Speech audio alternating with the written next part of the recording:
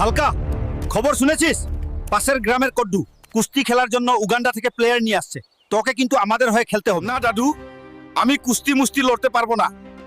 সবার প্রয়োজনে আমি কাজ করি, কিন্তু কাজ শেষ হলে আর কেউ আমাকে চেনে না। ঠিক আছে, যা। তুই যদি কুস্তি জিততে পারিস, তোর সঙ্গে আমার নাতনি দুকুনির বিয়ে দিয়ে দেব। চল, এখন প্র্যাকটিস করা লাগবে। আমায় এই কুস্তি জিততেই হবে। দুকুনির সঙ্গে আমার বিয়ের ব্যাপার বলে কথা। আমার ভাবতেই লজ্জা করছে।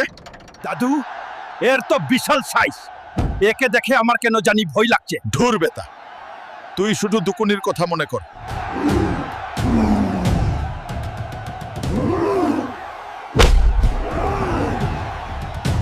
দাদু, আমার ট্রফি লাগবে না।